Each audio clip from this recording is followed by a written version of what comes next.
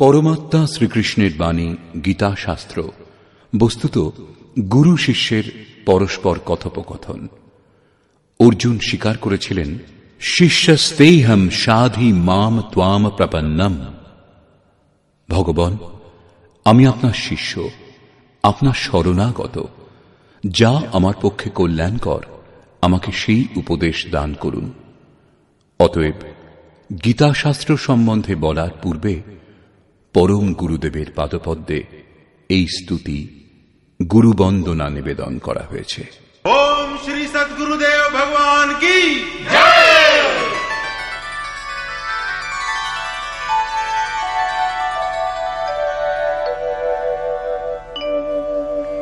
জয় সদ্গুরুদেবম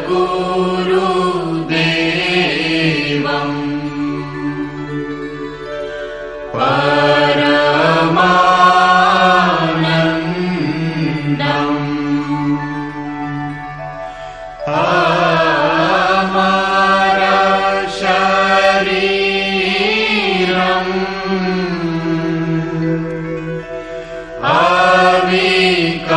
আবিকারি নিরগুণ নিরমূলম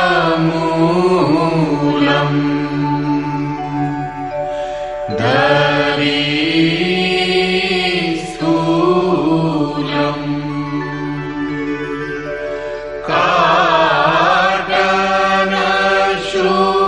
কাটনশূলম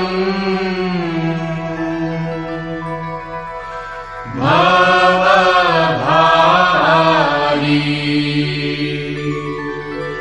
সুরত নিজ সোহম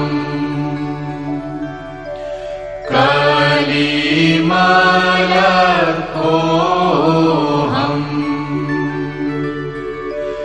জনমন মোহন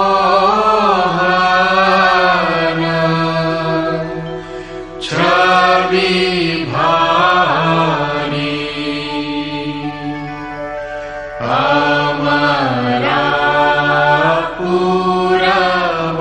অমরাপুরবাসী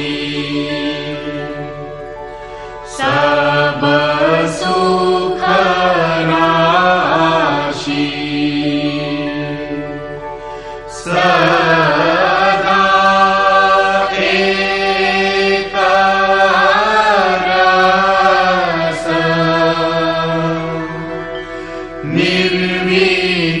নির্বিকারি আনুভব গম্ভীরা মতি কে ধীরা অলখ ফকীরা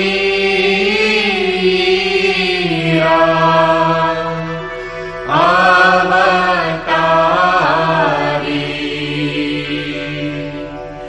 যোগী অদ্বৈষ্টা ত্রি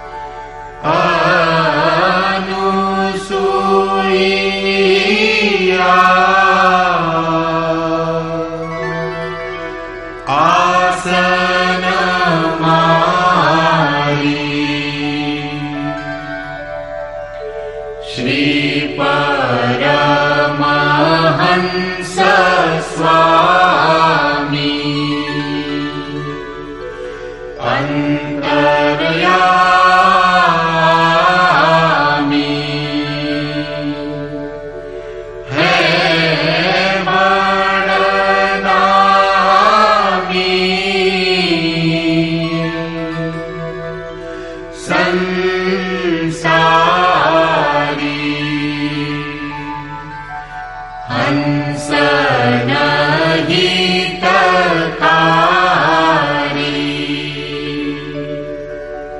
जग पगुधारी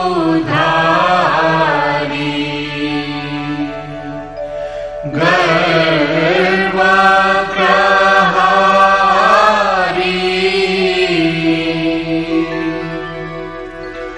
उपकारी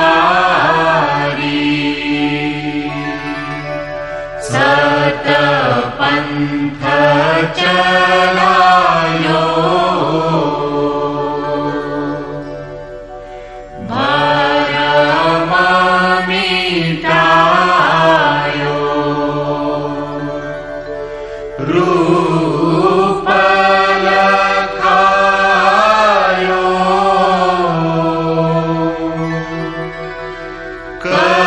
करतारी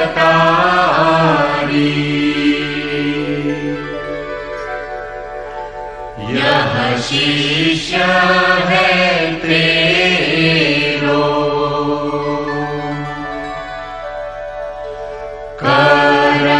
करतनी हो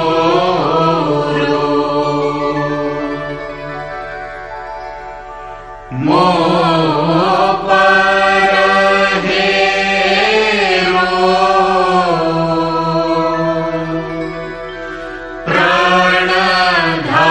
प्राणधारी जय सद्गुरुदेवम्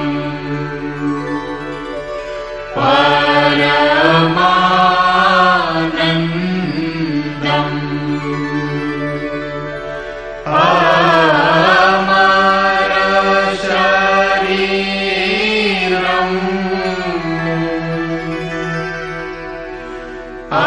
अविकारी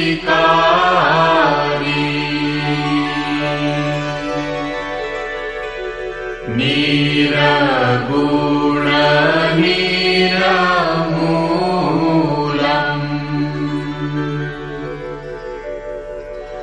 धरी स्थूलम्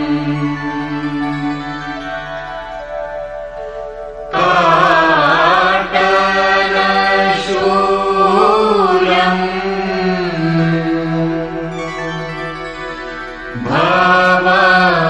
भवभारी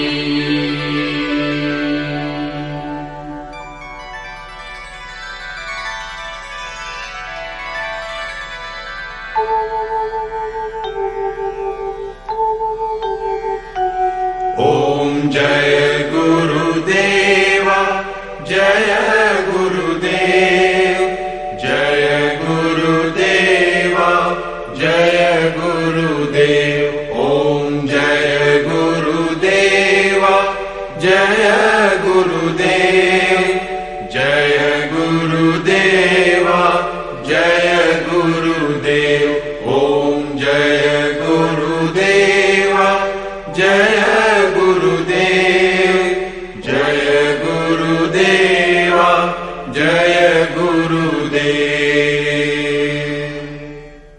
অমৃত অংশজাত ভ্রাতা ও ভগ্নীগণ, যে মহাপুরুষ সকল বেদ সংকলন, বেদান্ত প্রবর্তন, মহাভারত এবং ভাগবত রচনা করেছেন, তিনি যে গ্রন্থটিকে শাস্ত্র সংজ্ঞা দিয়েছেন তা হল ভগবান শ্রীকৃষ্ণ উক্ত গীতা।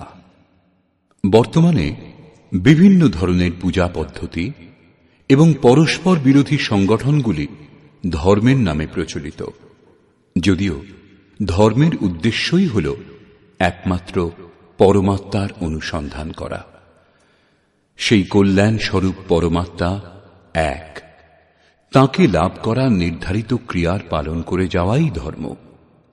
যখন একমাত্র পরমাত্মা বিদ্যমান, তাঁকে লাভ করার ক্রিয়াও একটাই, তাহলে এত মত মতান্তর কেন?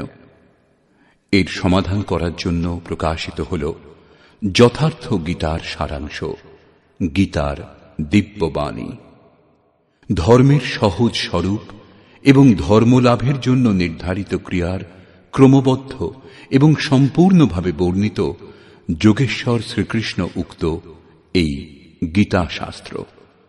বিশ্বের প্রত্যেক মহাপুরুষ সাধনা সম্বন্ধে যেটুকু বলেছেন সে সমস্তই এবং বহু গোপনীয় স্থিতি অবস্থার স্পষ্ট বর্ণনা শুধুমাত্র গীতা শাস্ত্রেই রয়েছে। গীতা সম্পূর্ণ মানব জাতির কল্যাণের নির্বিবাদ শাস্ত্র। মহাভারতে এই সংকেত দেওয়া হয়েছে যে যখন কৌরব ও পাণ্ডবগণের সেনা পরস্পরের সম্মুখীন হয়েছিল তখন সমস্ত নিশাচর কৌরবগণের অন্তরে এবং সমস্ত দেবতা পাণ্ডবগণের অন্তরে প্রবেশ করেছিলেন। এই বলে মহর্ষি ব্যাস স্পষ্ট করলেন যে গীতা শাস্ত্রের পাত্রগুলি হয় দেবতা না হয় অসুর। সকল পাত্রই এক একটি প্রতীক। অনাদিকাল ধরে প্রত্যেক ব্যক্তির অন্তরে দৈব এবং আসুরিক দুটি প্রবৃত্তি বিদ্যমান। দৈব শক্তির সাহায্যে মানুষ যখন আত্মস্বরূপের দিকে অগ্রসর হয় তখন কাম, ক্রোধ, রাগ, দেশ ইত্যাদি আসুরিক বৃত্তিগুলি বাধারূপে আক্রমণ করে। এগুলি অতিক্রম করে যাওয়াকেই বাস্তবিক যুদ্ধ বলে। অর্জুন শ্রেয় লাভের জন্য ব্যাকুল ছিলেন। তাঁর দৃষ্টিতে শ্রেয় লাভের উপায় কুলধর্ম, পিণ্ডদান, বর্ণসংকর বর্জন, কুলক্ষয় থেকে রক্ষা পাওয়ার জন্য যুদ্ধ না করা ইত্যাদি ছিল। শুধুমাত্র এই শঙ্কাগুলির সমাধানের জন্য ভগবানকে 18 অধ্যায়ের গীতা শাস্ত্রের উপদেশ দান করতে হয়েছিল। অবশেষে জিজ্ঞাসা করেছিলেন, তোমার মোহ নাশ হয়েছে কি? অর্জুন স্বীকার করেছিলেন, ভগবান, আমার মোহ নাশ হয়েছে। এখন থেকে আমি সেইরূপ আচরণ করব যেরূপ ভগবান উপদেশ দান করেছেন। প্রকৃতপক্ষে এই সংশয় শুধু অর্জুনেরই ছিল তা নয়, এই সংশয় মানুষ মাত্রেরই যে হিতকর কোনটি, কোন উপায়ে শ্রেয় লাভ হবে। সেই জন্য স্ত্রী, পুরুষ, আবাল বৃদ্ধ বনিতা সকল মানুষের জন্য গীতা শাস্ত্রের 18টি অধ্যায়ের অনুশীলন এবং নিয়মিত পাঠ নিতান্ত আবশ্যক, যাতে ব্রহ্মবিদের স্মরণ অব্যাহত থাকে এবং শিশুদের অন্তরেও কল্যাণকর সংস্কারের সৃজন সম্ভব হয়। গীতা জ্ঞান লাভ না করে কোনো মানুষ ঈশ্বর লাভের পথে অগ্রসর হতে পারবে না। অক্ষয় সুখ, শাশ্বত শান্তি, ইহজগতে সমৃদ্ধি এমতো শঙ্কাগুলির সমাধানের জন্য গীতা শাস্ত্রের বাণী প্রচার করা হয়েছে। এই বাণী নিয়মিতভাবে শ্রবণ করে পরিজন এবং স্বজন সমুদয়কে সুসংস্কৃত করুন। বিশ্বের সকল দেশের অধিবাসীদের জন্য গীতা শাস্ত্র অমৃতবাহী। গীতা আপনার শাস্ত্র। এটা অত্যন্ত গৌরবের বিষয় যে 5000 বছরেরও বেশি অতিবাহিত হবার পর শ্রীকৃষ্ণের যথার্থ বাণী সম্বন্ধে আপনাকে অবগত করানো হচ্ছে। জন্ম জন্মান্তরের কুরীতিগ্রস্ত মনের আবিলতা দূর করে চিন্তনের প্রশস্ত পথে চলার জন্য যথার্থ গীতার এই দিব্য বাণী প্রাতঃকালে অবশ্যই পাঠ এবং শ্রবণ করুন। একমাত্র পরমাত্মাতে শ্রদ্ধা এবং সমর্পণের সংবাদবাহক গীতা শাস্ত্র সকলকে পবিত্র করার জন্য উন্মুক্তভাবে আহ্বান করেছে। বিশ্বের যে কোনো স্থানের নিবাসী, ধনী অথবা গরিব, কুলীন বা আদিবাসী, পুণ্যাত্মা এবং পাপী, স্ত্রী এবং পুরুষ, সদাচারী এবং অত্যন্ত দুরাচারী সবারই গীতায় প্রবেশের অধিকার রয়েছে। বিশেষ করে পাপীদেরই উদ্ধারের সুগম পথের নির্দেশ দিয়েছে গীতা শাস্ত্র।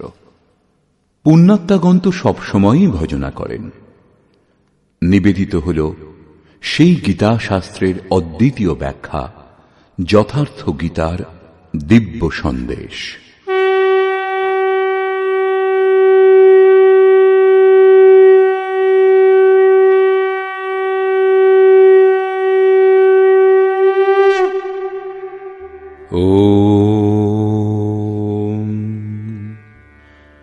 শ্রী পরমাত্মনে নমঃ। যথার্থ গীতা, শ্রীমদ্ ভগবদ গীতা, অথ প্রথম অধ্যায়।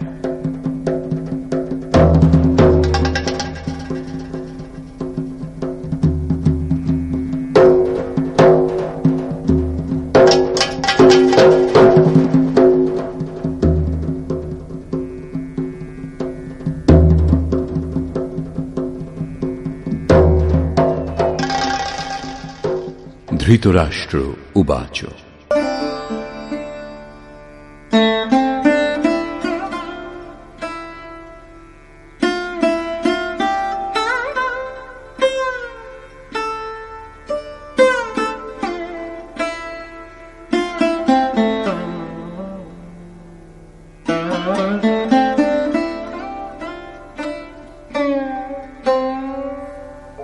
धर्मक्षेत्रे कुरुक्षेत्रे समवेता युयुत्सवः मामकाः पाण्डवाश्चैव किमकुर्वत সঞ্জয়।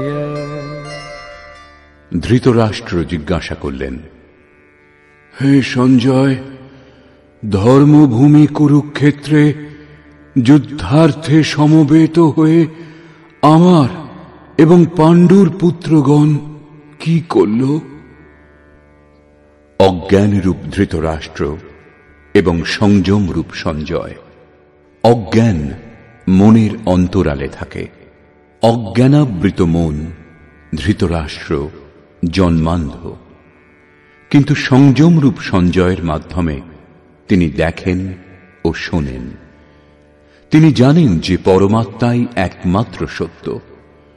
যতক্ষণ পর্যন্ত ধৃতরাষ্ট্র থেকে উৎপন্ন মোহরূপ দুর্যোধন জীবিত থাকে, ততক্ষণ এর দৃষ্টি সদা সর্বদা কৌরবগণের উপরেই থাকে, অর্থাৎ বিকারের উপরেই থাকে।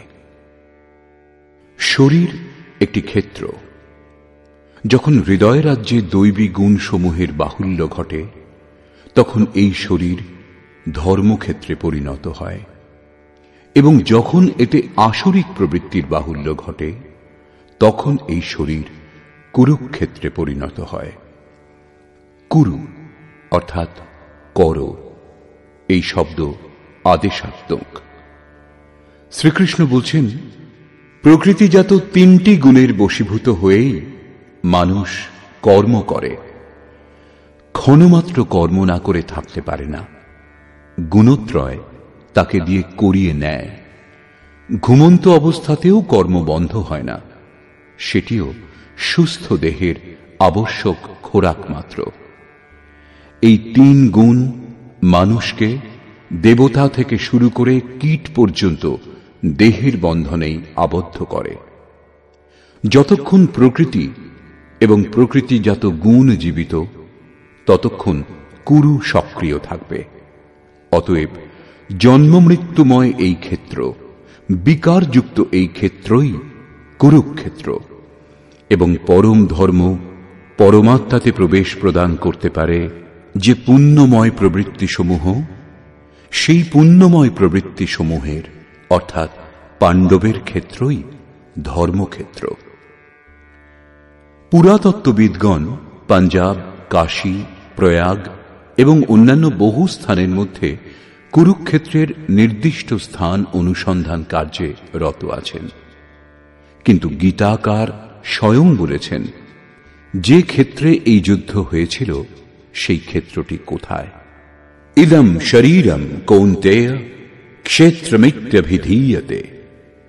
অর্জুন, এই দেহই ক্ষেত্র, এবং যিনি একে জানেন এবং আয়ত্তের অধীনে আনতে পারেন, তিনিই ক্ষেত্রজ্ঞ।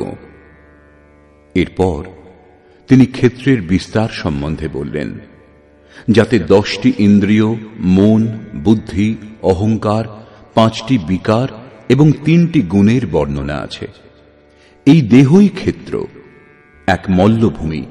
এর মধ্যে যুদ্ধাভিলাষী প্রবৃত্তি 2টি, দৈবী সম্পদ এবং আসুরী সম্পদ। পাণ্ডুর সন্তানগণ এবং ধৃতরাষ্ট্রের সন্তানগণ, স্বজাতীয় এবং বিজাতীয় প্রবৃত্তিসমূহ। তত্ত্বদর্শী মহাপুরুষের শরণাগত হলে এই দুই প্রবৃত্তির মধ্যে সংঘর্ষের সূত্রপাত হয়। একেই ক্ষেত্রজ্ঞের সংঘর্ষ এবং প্রকৃত যুদ্ধ বলা হয়। ইতিহাসের পাতা বিশ্বযুদ্ধের কাহিনীতে পরিপূর্ণ, কিন্তু সেই সব যুদ্ধে যারা বিজয়ী হয়েছেন তারা কেউই শাশ্বত বিজয়ী হননি। এর মধ্যে প্রতিহিংসা ছিল। প্রকৃতিকে শান্ত করে প্রকৃতির ঊর্ধ্বের সত্তার দিগদর্শন করা এবং তাতে প্রবেশ করাই প্রকৃত বিজয়। এই হল শাশ্বত বিজয়, যার পশ্চাতে পরাজয় নেই। একেই বলে মুক্তি, যার পর জন্ম মৃত্যুর বন্ধন নেই। এইভাবে অজ্ঞানে আবৃত প্রত্যেক মন সংযমের দ্বারা জানতে পারে ক্ষেত্রজ্ঞের যুদ্ধের পরিণাম কি হয়। যার যেমন সংযম বৃদ্ধিপ্রাপ্ত হয় তেমনি তার দৃষ্টি খুলতে থাকে। সঞ্জয় উবাচ।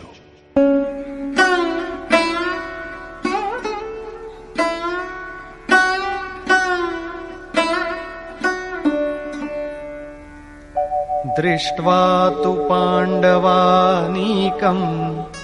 व्यूढम् दुर्योधनस्तदा आचार्यमुपसंगम्य राजा वचनमब्रवीत्। সেই সময় রাজা দুর্যোধন ব্যূহ রচনাযুক্ত পাণ্ডবগণের সেনাকে দেখে দ্রোণাচার্যের কাছে গিয়ে এই কথা বললেন। দ্বৈতের আচরণই দ্রোণাচার্য। যখন অনুভব হয় যে পরমাত্মা থেকে আমরা পৃথক, একেই বলে দ্বৈতবোধ, তখনই তাকে লাভ করার জন্য ব্যাকুলতা জেগে ওঠে। তখনই আমরা গুরুর খোঁজে বেরিয়ে পড়ি। দুই প্রবৃত্তির মধ্যে একেই প্রাথমিক গুরু বলা যেতে পারে, যদিও পরে যোগেশ্বর শ্রীকৃষ্ণই সদ্গুরু হবেন, যিনি যোগের পূর্ণ স্থিতি প্রাপ্ত মহাপুরুষ। রাজা দুর্যোধন আচার্যের কাছে যান। মোহরূপ দুর্যোধন, মোহই সকল ব্যাধির মূল ও রাজা। দুর্যোধন দূর অর্থাৎ দূষিত, যৌধন অর্থাৎ সেই ধন। আত্মিক সম্পত্তি স্থির সম্পত্তি, তাতে যে আবিলতা সৃষ্টি করে তা মোহ।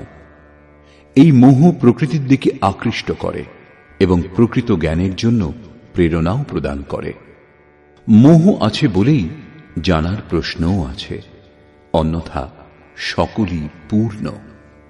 অতএব ব্যূহ রচনাযুক্ত পাণ্ডবগণের সেনাকে দেখে, অর্থাৎ পুণ্যজাত স্বজাতীয় বৃত্তিসমূহকে সংগঠিত দেখে মোহরূপ দুর্যোধন প্রথম গুরু দ্রোণের কাছে গিয়ে বললেন,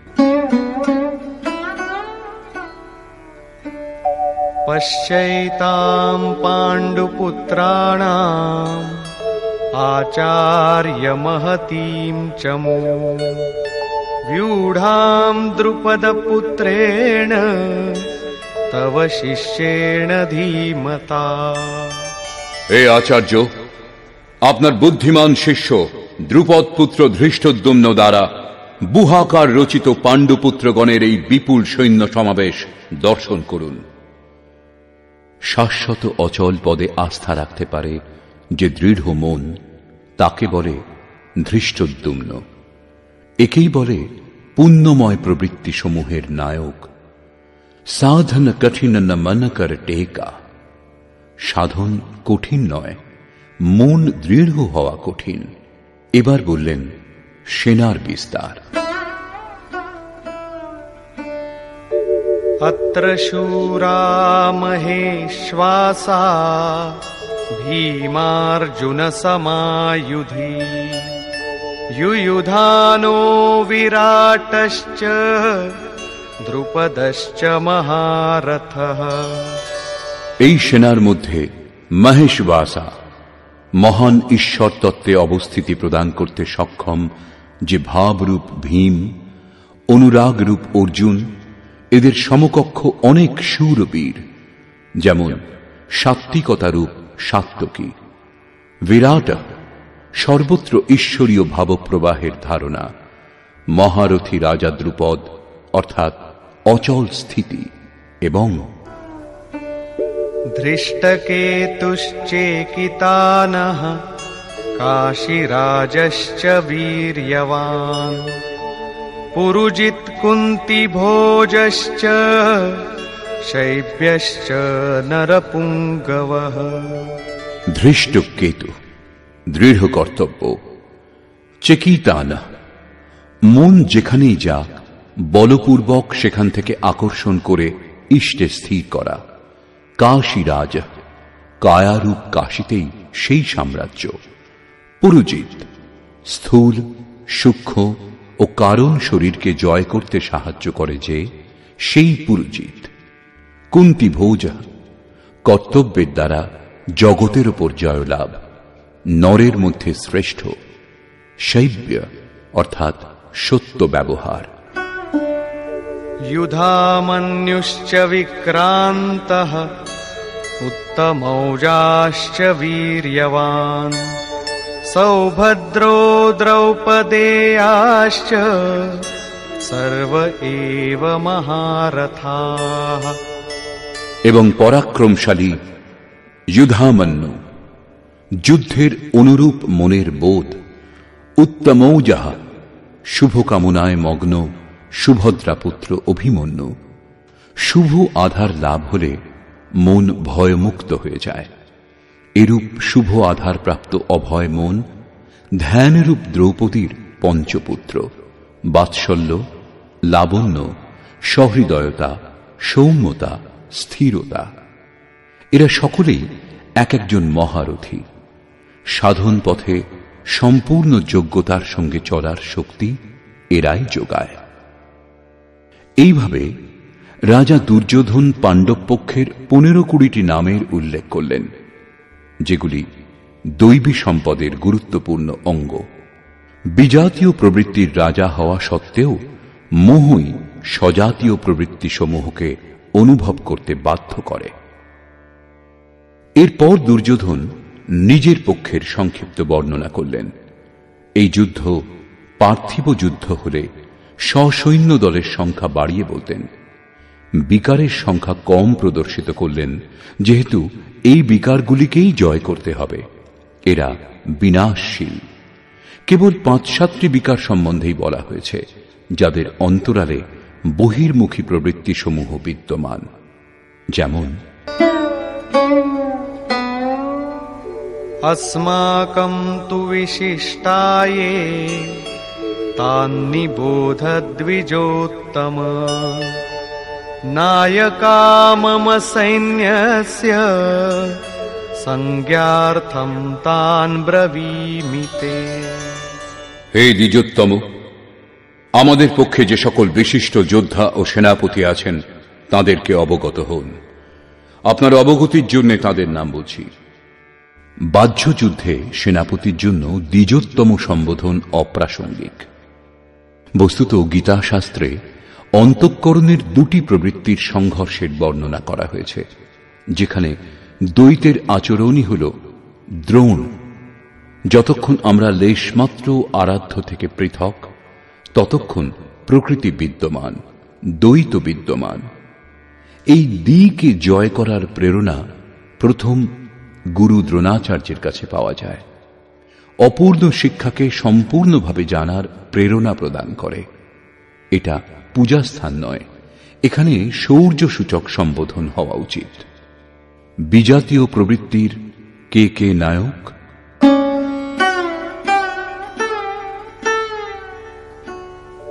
भवान् भीष्मश्च कर्णश्च कृपश्च समितिञ्जयः अश्वत्थामा विकर्णश्च सौमदत्तिस्तथैव च। একজন স্বয়ং আপনি, অর্থাৎ দ্বৈতের আচরণ রূপ দ্রোণাচার্য। ভ্রমরূপ পিতামহ ভীষ্মও আছেন। এই বিকারসমূহ ভ্রম থেকে উৎপন্ন হয়, শেষ পর্যন্ত জীবিত থাকে। তাই পিতামহ সম্পূর্ণ সেনার মৃত্যুর পরেও জীবিত ছিলেন। শরশয্যায় অচৈতন্য অবস্থাতে ছিলেন, তবুও জীবিত ছিলেন। একেই বলে ভ্রমরূপ ভীষ্ম। ভ্রম শেষ পর্যন্ত বেঁচে থাকে। এইরূপ বিজাতীয় কর্মরূপ কর্ণ এবং সংগ্রাম বিজয়ী কৃপাচার্য। সাধন অবস্থায় সাধক অন্যের প্রতি যে কৃপার আচরণ করেন, সেই কৃপাকেই কৃপাচার্য বলে। ভগবান কৃপাধাম এবং ঈশ্বর প্রাপ্তির পর মহাপুরুষের স্বরূপও তদ্রূপ। কিন্তু সাধন অবস্থায় যতক্ষণ সাধক ও পরমাত্মা পৃথক, বিজাতীয় প্রবৃত্তিগুলি সক্রিয় এবং মোহ আচ্ছাদিত। এইরূপ পরিস্থিতিতে সাধক যদি কৃপার আচরণ করেন, তবে তিনি নষ্ট ভ্রষ্ট হয়ে যান। সীতা দয়া করেছিলেন, তার পরিবর্তে তাকে কিছুকাল লঙ্কায় প্রায়শ্চিত্ত করতে হয়েছিল। বিশ্বামিত্র দয়া করেছিলেন, তাই পতিত হয়েছিলেন।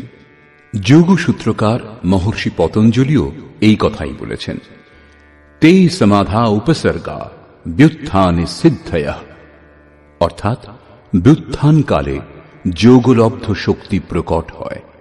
প্রকৃতপক্ষে সেগুলি সিদ্ধাই, কিন্তু কৈবল্য প্রাপ্তির পথে এই সিদ্ধাই তত বড়ই বাধা যতটা কাম, ক্রোধ, লোভ, মোহ প্রভৃতি। গোস্বামী তুলসীদাসেরও সেই একই নির্ণয়। ছোরত গ্রন্থি জানি খগরায়া বিঘ্ন অনেক করই তব মায়া ঋদ্ধি সিদ্ধি প্রেরই বহু ভাই বুদ্ধি লোভ দিখাবহি আই। মায়া অনেক বিঘ্ন সৃষ্টি করে, শক্তি প্রদান করে, এমনকি সিদ্ধে পরিণত করে। এইরূপ সিদ্ধ সাধক যদি পাশ দিয়ে শুধু হেঁটে যান, তাহলে মরণাপন্ন রোগীও বেঁচে ওঠে। সেই রোগী যদিও সুস্থ হয়ে ওঠে, কিন্তু সাধক যদি সেটা নিজের অবদান বলে মনে করেন, তাহলে তিনি নিশ্চয়ই নষ্ট ভ্রষ্ট হয়ে যাবেন। একজন রোগীর স্থানে হাজার হাজার রোগী তাকে ঘিরে ধরবে এবং ভজন চিন্তনের ক্রম অবরুদ্ধ হয়ে যাবে। পথভ্রান্ত হতে হতে প্রকৃতির বাহুল্য হবে। যদি লক্ষ্য দূরে এবং সাধক কৃপা করেন, তবে কৃপার একার আচরণই সমিতিঞ্জয়, অর্থাৎ সমস্ত সেনাবাহিনীকে জয় করবে। এই কারণে যতক্ষণ সাধক পূর্ণতা লাভ না করছেন, ততক্ষণ এই সব থেকে সাবধান থাকা দরকার। দয়া বিনু সন্ত কসাই দয়া করি তো আফত আই, অর্থাৎ দয়া না করলে সাধু ব্যক্তি কসাইয়ের সমতুল্য, আর দয়া প্রদর্শন করলেও অধঃপতনের সম্ভাবনা। এইরূপ আসক্তিরূপ অশ্বত্থামা। জগতের অর্থাৎ জাগতিক যে কোনো বস্তুর প্রতি আকর্ষণকেই আসক্তি বলে। দ্বৈতের আচরণই দ্রোণাচার্য। এই দ্বৈতই আসক্তির জন্মদাতা। শস্ত্রধারী অবস্থাতে আচার্য দ্রোণকে বধ করা সম্ভব ছিল না, তিনি অজেয় ছিলেন। ভগবান শ্রীকৃষ্ণ বলেছিলেন, কৌরব পক্ষের একটি হাতির নাম অশ্বত্থামা। ভীম সেই হাতিটিকে হত্যা করেছে। অশ্বত্থামা মারা গিয়েছে, এইরূপ ঘোষণা করুন। এই অপ্রিয় ঘটনার কথা শুনে আচার্য মর্মাহত হয়ে শিথিল হয়ে যাবেন। সেটাই তাকে বধ করার উপযুক্ত সময়। ভীম হাতিটিকে বধ করে হত্যা করে প্রচার করেছিলেন, অশ্বত্থামা মারা গিয়েছে। আচার্য দ্রোণ ভেবেছিলেন তার পুত্র অশ্বত্থামা মারা গিয়েছে। তিনি শোকে মুহ্যমান হয়ে পড়েছিলেন। ধনুক তার হাত থেকে পড়ে গিয়েছিল। তিনি হতাশ, নিশ্চেষ্ট হয়ে যুদ্ধভূমিতে বসে পড়েছিলেন। সেই মুহূর্তে তাকে বধ করা হয়েছিল। পুত্রের প্রতি অত্যধিক আসক্তি তার মৃত্যুর কারণ হয়ে দাঁড়িয়েছিল। অশ্বত্থামা দীর্ঘজীবী ছিলেন। নিবৃত্তির শেষ মুহূর্ত পর্যন্ত বাধা দেয়, তাই একে অমর বলা হয়েছে। বিকল্পরূপ বিকর্ণ। সাধনার উন্নত অবস্থাতে মনে কিছু অসাধারণ কল্পনার উদয় হয়। মনে সংকল্প বিকল্প জাগে যে স্বরূপ লাভের পর ভগবানের তরফ থেকে কিরূপ সিদ্ধাই, কিরূপ অলৌকিক শক্তি প্রদান করা হবে। সাধক ঈশ্বর চিন্তনের পরিবর্তে ঈশ্বরের ঐশ্বর্যের চিন্তা করতে শুরু করেন, যদিও সাধকের উচিত একাগ্র হয়ে কর্ম করে যাওয়া। ফললাভের কামনা করা উচিত নয়, কিন্তু যখন তিনি সিদ্ধায় অর্থাৎ যোগলব্ধ শক্তির কামনা করতে শুরু করেন, তখন এইরূপ মনোভাব অর্থাৎ বিকল্পকেই বিকর্ণ বলে। এই কল্পনাগুলি অসাধারণ, কিন্তু সাধনাতে ভয়ঙ্করভাবে বাধা দেয়। ভ্রম উৎপাদক সাহসী হল ভূরিশ্রবা।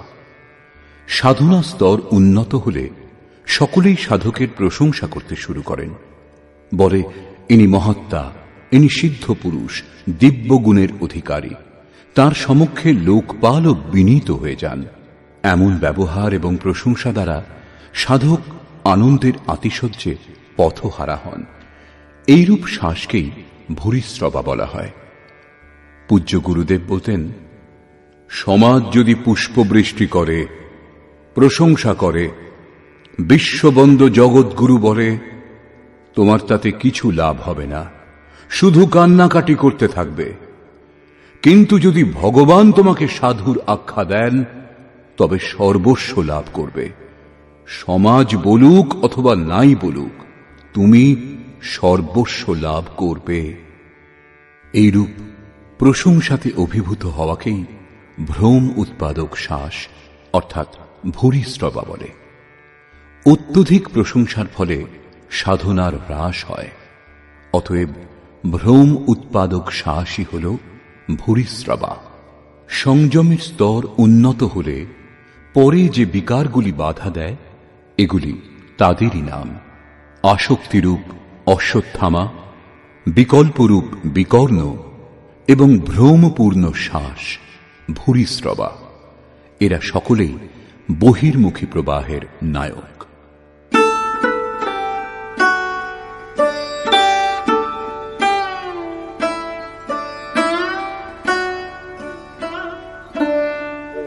अन्ये च बहवः शूराः मदर्थे त्यक्तजीविताः नानाशस्त्रः प्रहरणाः सर्वे युद्धविशारदाः।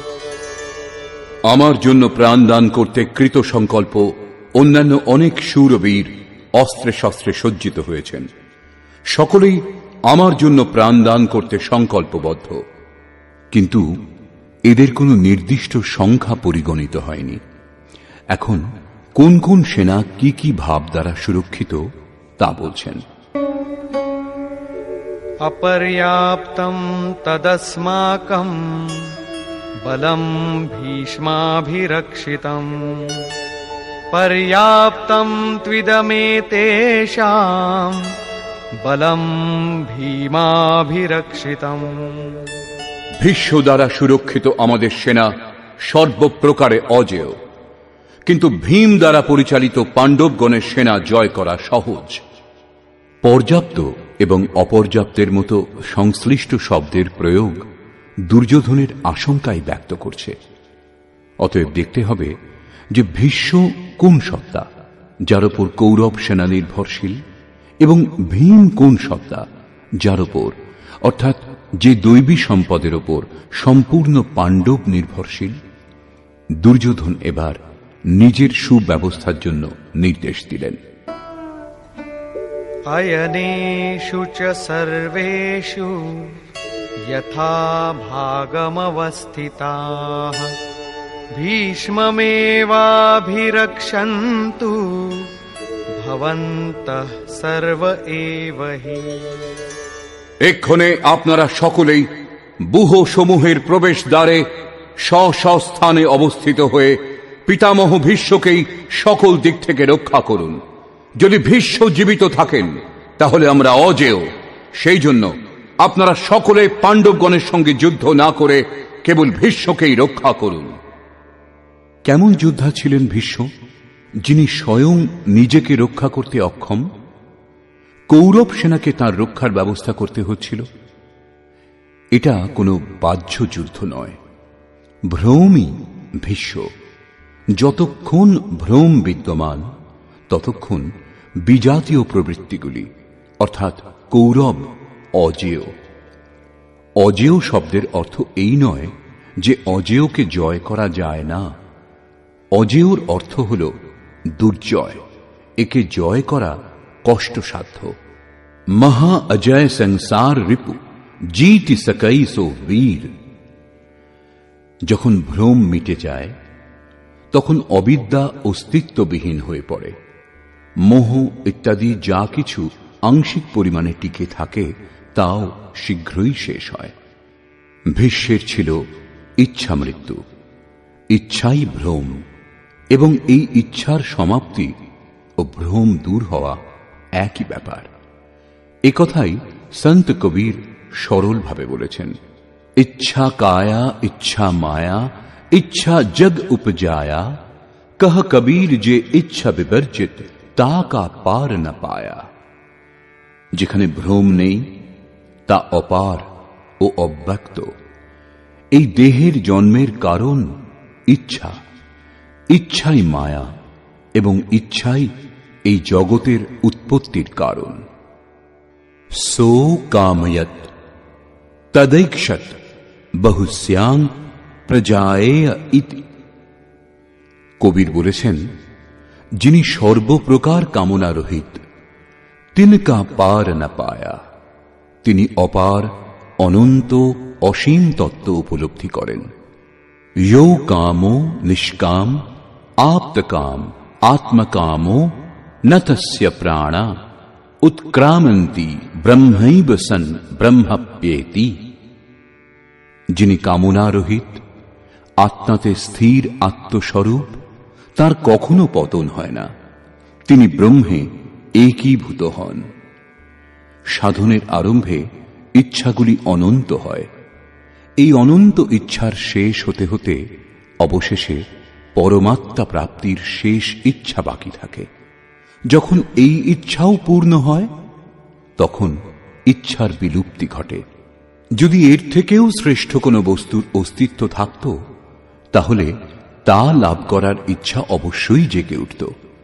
যখন এর চেয়ে শ্রেষ্ঠ কিছু নেই তখন ইচ্ছাও সমূলে বিনষ্ট হয়, এবং ইচ্ছার বিলুপ্তির সঙ্গে সঙ্গে ভ্রম ও নাশ হয়।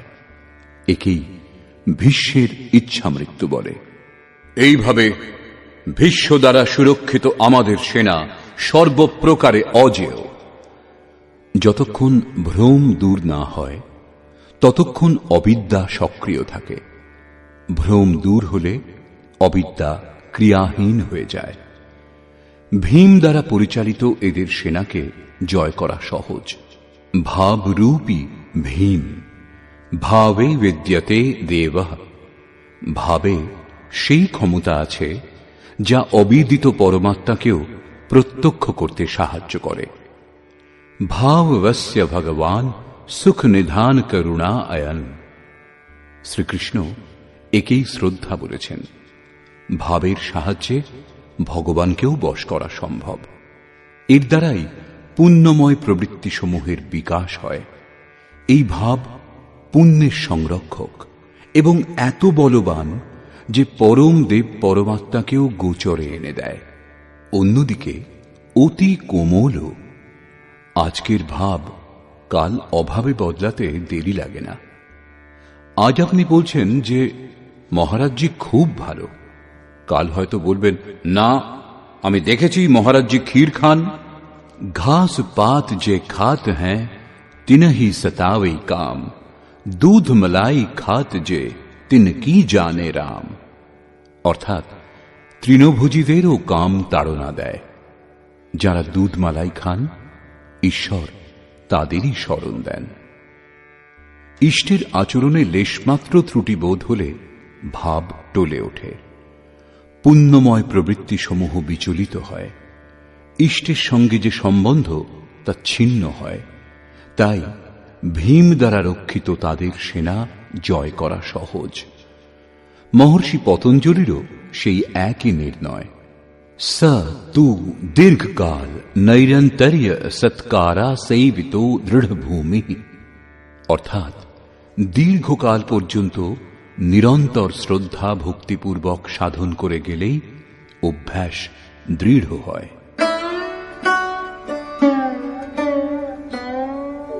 তস্য সঞ্জনয়ন হর্ষম কুরু বৃদ্ধঃ পিতামহঃ সিংহনাদম বিনদ্যোচ্চৈঃ শঙ্খম দধ্মৌ প্রতাপবান।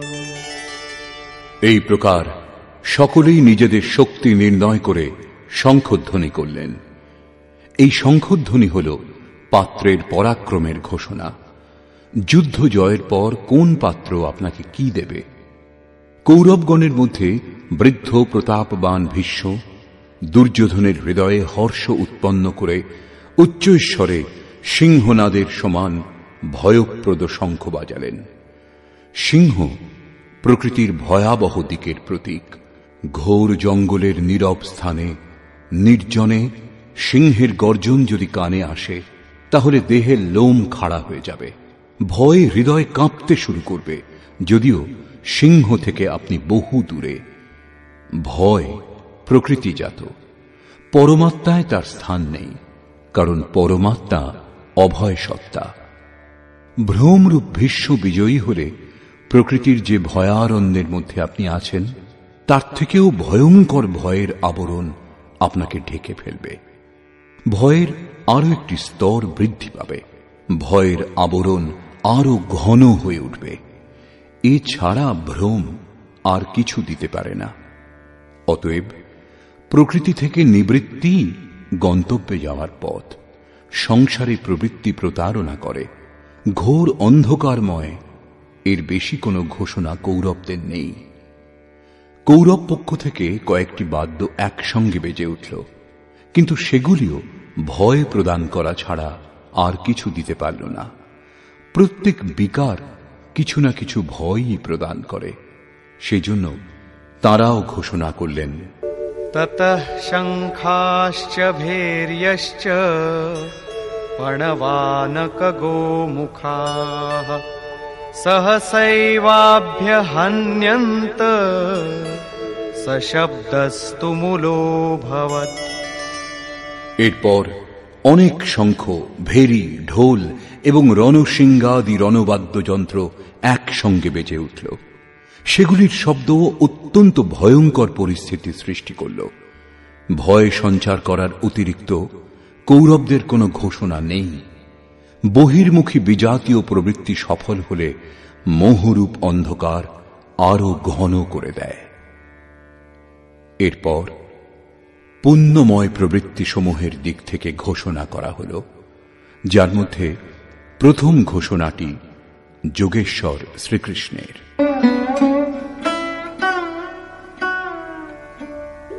ততঃ শ্বেতৈর্হয়ৈর্যুক্তে महति स्यन्दने स्थितौ माधवः पाण्डवश्चैव दिव्यौ शङ्खौ प्रदध्मतु। অতঃপর শ্বেতাশ্বযুক্ত, অর্থাৎ যাতে বিন্দুমাত্র কালিমা বা দোষ ছিল না, শ্বেতবর্ণ সাত্ত্বিক এবং নির্মলতার প্রতীক, महति स्यन्दने উত্তম রথে উপবিষ্ট যোগেশ্বর শ্রীকৃষ্ণ এবং অর্জুনও অলৌকিক শঙ্খ বাজালেন। অলৌকিকের অর্থ লোকাতীত। মৃত্যুলোক, দেবলোক, ব্রহ্মলোক, জন্ম মৃত্যুর ভয় যত দূর পর্যন্ত, সেই সমস্ত লোকের অতীত পারলৌকিক, পারমার্থিক স্থিতি প্রদান করার ঘোষণা যোগেশ্বর শ্রীকৃষ্ণ করলেন। সোনা রূপ অথবা কাঠের রথ ছিল না, সেই রথ অলৌকিক ছিল, সেই শঙ্খ অলৌকিক ছিল। অতএব ঘোষণাও অলৌকিক। একমাত্র ব্রহ্মলোক সমস্ত লোকের ঊর্ধ্বে স্থিত। সরাসরি ব্রহ্মলোকের সঙ্গে সম্পর্ক স্থাপন করাবার ঘোষণা করলেন। কি রূপে তিনি এই স্থিতি প্রদান করবেন? পাঞ্চজন্যম ঋষিকেশো দেবদত্তম ধনঞ্জয়ঃ পৌণ্ড্রম দধ্মৌ মহাশঙ্খম भीमकर्मावृकोदरः। ঋষিকেশ, যিনি হৃদয়ের সর্বস্বের জ্ঞাতা, সেই শ্রীকৃষ্ণ পাঞ্চজন্য শঙ্খ বাজালেন। পাঁচটি জ্ঞানেন্দ্রিয়কে অর্থাৎ শব্দ, স্পর্শ, রূপ, রস, গন্ধ, পঞ্চতন্মাত্রার রসে জড়িয়ে স্বজন অর্থাৎ ভক্তের শ্রেণীতে দাঁড় করাবার ঘোষণা করলেন। ভয়ঙ্করভাবে ভ্রান্ত ইন্দ্রিয় সমূহকে সংযত করে সেবকের শ্রেণীতে দাঁড় করানো হৃদয়ের প্রেরক সদ্গুরুর কৃপা। শ্রীকৃষ্ণ যোগেশ্বর সদ্গুরু ছিলেন। শিষ্যস্তেহং, ভগবান আমি আপনার শিষ্য। বাহ্য বিষয়বস্তুকে ত্যাগ করে ধ্যানে ইষ্টের অতিরিক্ত অন্য কিছু দেখা, শোনা ও স্পর্শ না করা সদ্গুরুর প্রভাব সঞ্চারণের উপর নির্ভর করে। দেবদত্যম ধনঞ্জয়, দৈবী সম্পত্তিকে অধীনে করে যে অনুরাগ, সেই অনুরাগই অর্জুন। ইষ্টের অনুরূপ শ্রদ্ধা, যাতে বিরহ, বৈরাগ্য ও অশ্রুপাত হয়। যেমন গদগদ গিরা নয়ন বহ নীরা, রোমাঞ্চ হয় যখন অন্তরে ইষ্ট ছাড়া অন্য কোনো বিষয়বস্তুর লেশমাত্র সংঘর্ষ হয় না, তখন এই অবস্থাকে অনুরাগ বলা হয়। এত দূর সফল হবার পরে দৈবী সম্পদের ওপর প্রভুত্ব লাভ করা সম্ভব, যা পরম দেব পরমাত্মাতে একীভূত হতে সাহায্য করে। এর আরেক নাম ধনঞ্জয়। এক ধন পার্থিব সম্পত্তি, যা দিয়ে শরীর নির্বাহের ব্যবস্থা করা হয়। আত্মার সঙ্গে এর কোনো সম্বন্ধ নেই। এছাড়া স্থির আত্মিক সম্পত্তি নিজ সম্পত্তি। বৃহদারণ্যকোপনিষদে যাজ্ঞবল্ক্য মৈত্রেয়ীকে এই উপদেশ দিলেন, ধনসম্পন্ন পৃথিবীর স্বামিত্ব দ্বারাও অমৃতত্বের প্রাপ্তি সম্ভব নয়। এর উপায় হল আত্মিক সম্পত্তি। ঘোর কর্মা ভীম পৌণ্ড্র অর্থাৎ প্রীতি নামক মহাশঙ্খ বাজালেন। ভাবের উদ্গম এবং নিবাস স্থান হৃদয়, তাই এর আরেক নাম বৃকোদর। আপনাদের ভাব, স্নেহ ছোটদের প্রতি স্বভাবতই থাকে, কিন্তু সেই স্নেহ উৎপন্ন হয় আপনাদের হৃদয়ে, যা গিয়ে মূর্ত হয় ছোটদের প্রতি। এই ভাব অগাধ এবং মহাবলশালী। ভীম প্রীতি নামক শঙ্খ বাজালেন। এই প্রীতি ভাবের মধ্যেই নিহিত, তাই ভীম বাজালেন পৌণ্ড্র অর্থাৎ প্রীতি নামক মহাশঙ্খ। ভাব অত্যন্ত শক্তিশালী, কিন্তু প্রীতির মাধ্যমে তা সঞ্চার হয়। हर व्यापक सर्वत्र समाना, प्रेम ते प्रकट हों ही मैं जाना। অর্থাৎ ঈশ্বর সর্বত্র সমান রূপেই বিদ্যমান, কিন্তু তাকে প্রকট করতে হলে চাই হৃদয়ে বিরহ, বৈরাগ্য এবং উৎকট প্রেম। অনন্ত বিজয়ম রাজা কুন্তী পুত্র যুধিষ্ঠিরঃ, নকুলঃ সহদেবশ্চ সুঘোষমণিপুষ্পকৌ। কুন্তিপুত্র রাজা যুধিষ্ঠির অনন্ত বিজয় নামক শঙ্খ বাজালেন। কর্তব্যরূপ কুন্তি এবং ধর্মরূপ যুধিষ্ঠির। ধর্মে স্থির থাকলেই অনন্ত বিজয়ম, অনন্ত পরমাত্মাতে স্থিতি লাভ হবে। যুদ্ধে স্থিরঃ স যুধিষ্ঠিরঃ। প্রকৃতি পুরুষ ক্ষেত্র ক্ষেত্রজ্ঞের সংঘর্ষে স্থির থাকেন, অত্যন্ত দুঃখেও বিচলিত হন না। তবেই একদিন যিনি অনন্ত, যার অন্ত নেই, সেই পরম তত্ত্ব পরমাত্মাকে লাভ করতে সক্ষম হন। নিয়মরূপ নকুল সুঘোষ নামক শঙ্খ বাজালেন। যেমন যেমন নিয়ম কঠোর হবে, তেমন তেমন অশুভ লক্ষণগুলি বিলয় হয়ে যাবে এবং শুভ পরিস্থিতির উদয় হবে। সৎসঙ্গরূপ সহদেব মণিপুষ্পক নামক শঙ্খ বাজালেন। মনীষীগণ প্রত্যেক শ্বাসকে বহুমূল্য মণির আখ্যা দিয়েছেন। হীরা জৈসে শ্বাসা বাতোं में बीती যায়।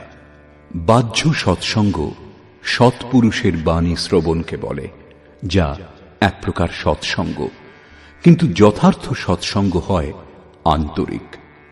শ্রীকৃষ্ণের মতে আত্মাই সত্য এবং সনাতন।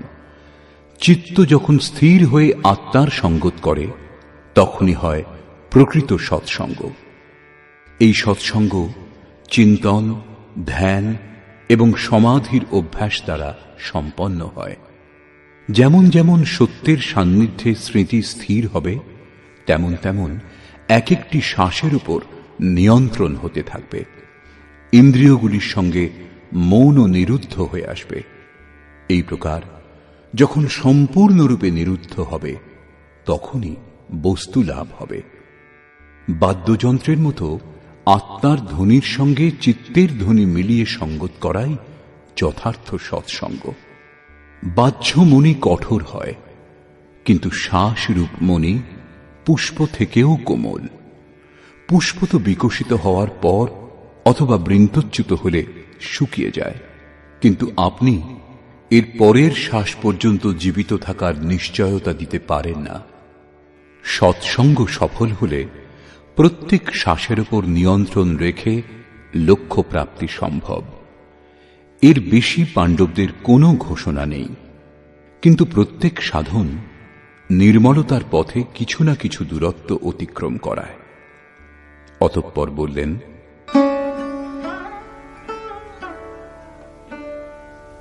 काश्यश्च परमेश्वासः शिखण्डी च महारथः धृष्टद्युम्नो विराटश्च सात्यकिश्चापराजितः।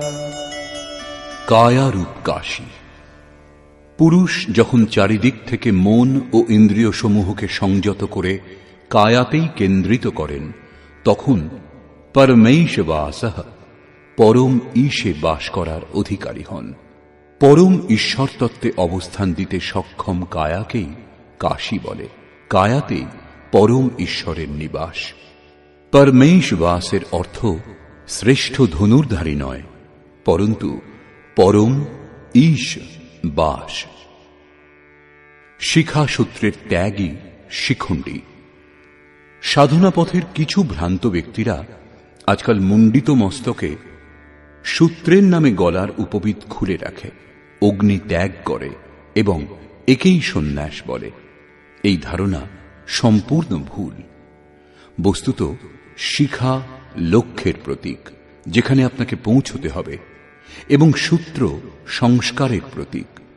যতক্ষণ পরমাত্মার প্রাপ্তি না হয়, ততক্ষণ সংস্কারের সূত্রপাত হতেই থাকে। ততক্ষণ ত্যাগ কোথায়? কি প্রকার সন্ন্যাস? এখনো তো তিনি পথিক। যখন প্রাপ্য বস্তুর প্রাপ্তি হয়, পূর্বে সমস্ত সংস্কারের সূত্র ছিন্ন হয়, এইরূপ অবস্থাতে সম্পূর্ণরূপে ভ্রম মিটে যায়। সেজন্যই শিখণ্ডী ভ্রমরূপে ভীষ্মের বিনাশ করে। শিখণ্ডী চিন্তন পথের বিশিষ্ট যোগ্যতারূপ মহারথীকে বলে। ধৃষ্টদ্যুম্ন দৃঢ় ও অচল মন এবং বিরাট, সর্বত্র বিরাট ঈশ্বরের প্রসার দেখার ক্ষমতা, এইসবই হল দৈব সম্পদের প্রমুখ গুণ। সাত্ত্বিক, তাই সাত্ত্বিকী। সত্য চিন্তনের প্রবৃত্তি, অর্থাৎ যদি সাত্ত্বিকতা বিদ্যমান থাকে, তাহলে আর পতনের সম্ভাবনা থাকে না। এই সংঘর্ষে পরাজয় হতে দেয় না। দ্রুপদো দ্রৌপদেয়াশ্চ সর্বশঃ পৃথিবীপতে সৌভদ্রশ্চ মহাবাহুঃ শঙ্খান দধ্মুঃ পৃথক পৃথক। অচল পদে প্রতিষ্ঠা দাতা দ্রুপদ এবং ধ্যানরূপ দ্রৌপদীর পঞ্চপুত্র সহৃদয়তা, বাৎসল্য, লাবণ্য, সৌম্যতা এবং স্থিরতা। এরা সাধন পথের শ্রেষ্ঠ সহায়ক মহারথী এবং দীর্ঘ বাহুযুক্ত অভিমন্যু। এরা সকলেই পৃথক পৃথক শঙ্খ বাজালেন। বাহু কার্যক্ষেত্রের প্রতীক। মন যখন ভয়মুক্ত হয় তখন তার শক্তি বহু দূর পর্যন্ত প্রসার লাভ করে। হে রাজন, এরা সকলেই পৃথক পৃথক শঙ্খ বাজালেন। কিছু কিছু দূরত্ব সকলেই অতিক্রম করান। এদের পালন আবশ্যক, তাই এদের নাম উল্লেখ করা হয়েছে। এছাড়া কিছু দূরত্ব যেটুকু বাকি থাকে তা মন ও বুদ্ধির অতীত। ভগবান স্বয়ং অন্তঃকরণে জাগ্রত হয়ে তা অতিক্রম করান, দৃষ্টিরূপে আত্মার রথী হয়ে যান এবং সম্মুখে দণ্ডায়মান হয়ে নিজের পরিচয় দেন।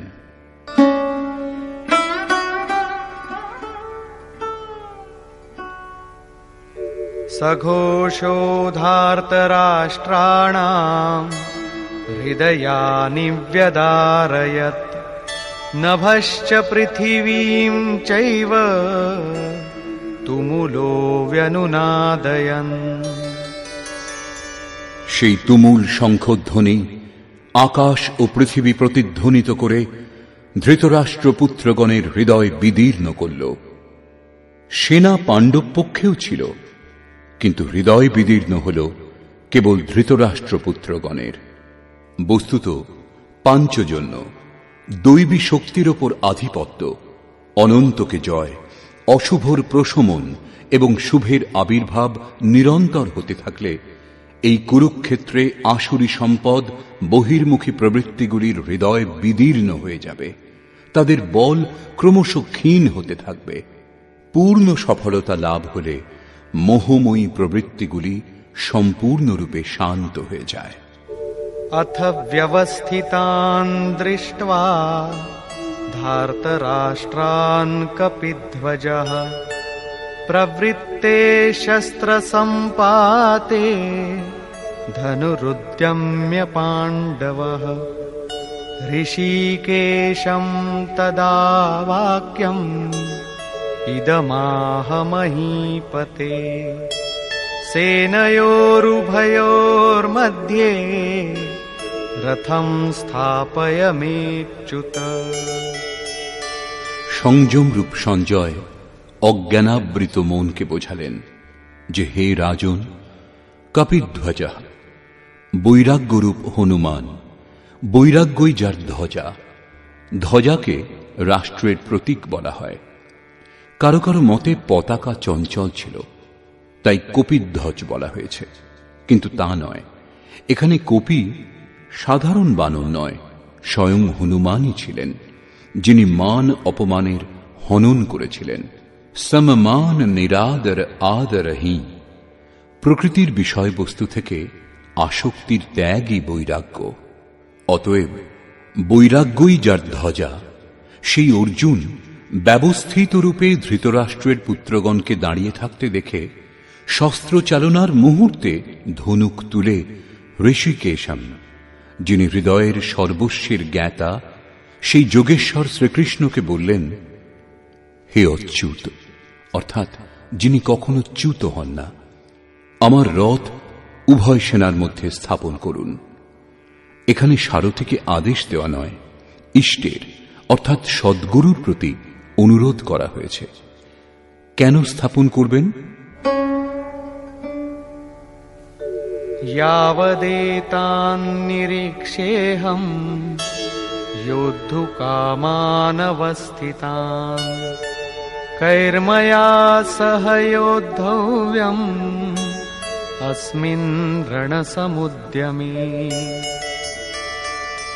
যতক্ষণ আমি যুদ্ধার্থে অবস্থিত এদের উত্তম রূপে নিরীক্ষণ না করি যে এই মহারণে আমাকে কাদের সঙ্গে যুদ্ধ করতে হবে এবং কে কে আমার সঙ্গে যুদ্ধ করার যোগ্য।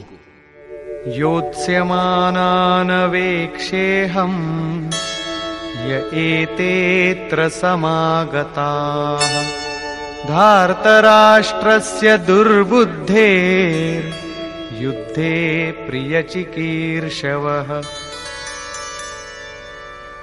দুর্বুদ্ধি দুর্যোধনের হিতকামী যে সকল রাজাগণ যুদ্ধ করার জন্য এখানে উপস্থিত হয়েছেন তাদের আমি দেখতে চাই, সেই জন্য রথ স্থাপন করুন। মোহরূপ দুর্যোধন, মোহমুগ্ধ প্রবৃত্তিসমূহের হিতাকাঙ্ক্ষী যে সকল রাজাগণ যুদ্ধ করবার জন্য এখানে উপস্থিত হয়েছেন তাদেরকে আমি দেখে নিই। সঞ্জয় উবাচ।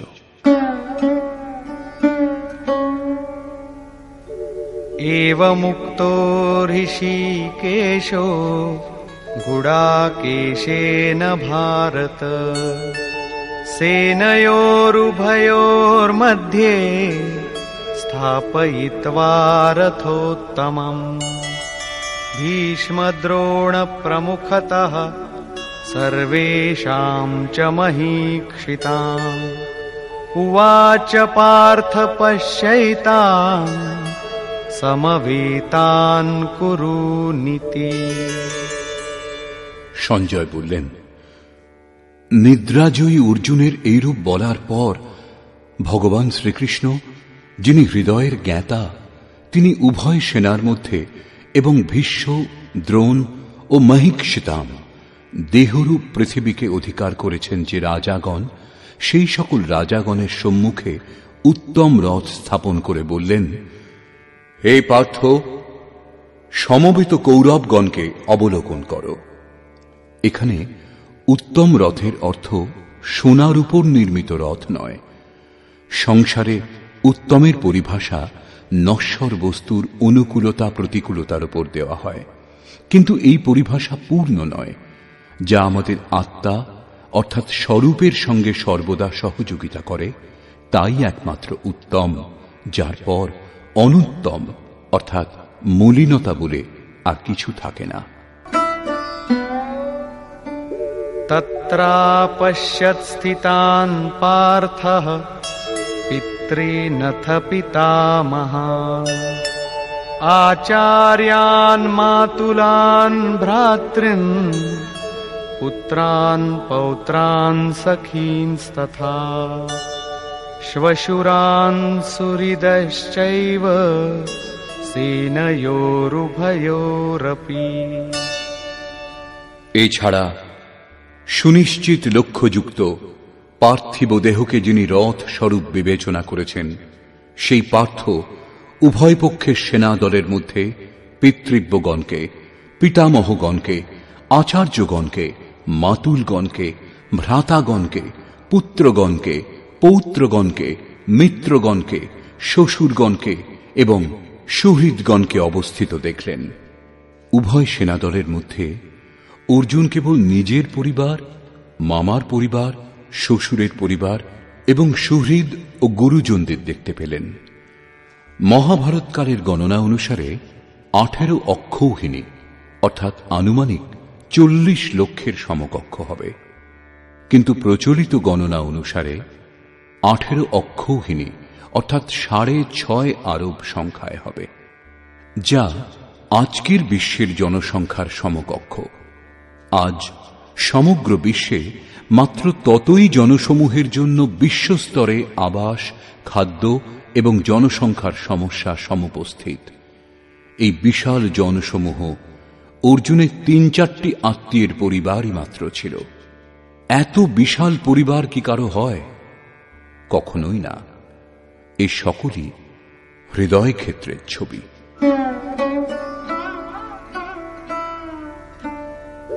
তান সমীক্ষ্য স কৌন্তেয়ঃ সর্বান বন্ধূনবস্থিতান কৃপয়া পরয়াবিষ্টো বিষীদন্নিদমব্রবীৎ।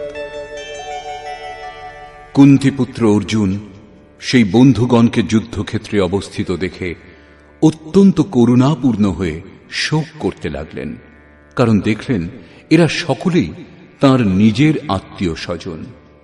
অতএব বললেন, অর্জুন উবাচ।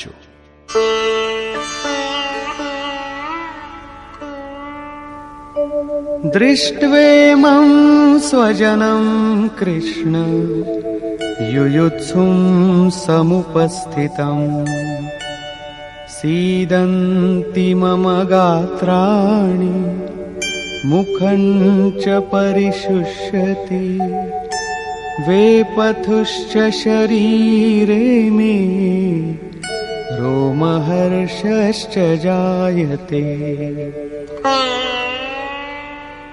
হে কৃষ্ণ, আত্মীয় স্বজনকে যুদ্ধার্থ উপস্থিত দেখে আমার অঙ্গ প্রত্যঙ্গাদি অবসন্ন, আমার মুখ শুষ্ক হচ্ছে, আমার শরীর কম্পিত ও রোমাঞ্চিত হচ্ছে। এখানেই শেষ নয়। गाण्डीवं स्रंसते हस्तात् त्वक्चैव परिदह्यते न च शक्नोम्यवस्थातुं भ्रमतीव च मे मनः। আমার হাত থেকে গাণ্ডীব খসে পড়ছে এবং চর্ম যেন দগ্ধ হচ্ছে। অর্জুন সন্তপ্ত হয়ে উঠছেন যে এই যুদ্ধ কি ধরনের, যার মধ্যে শুধু স্বজনই দাঁড়িয়ে।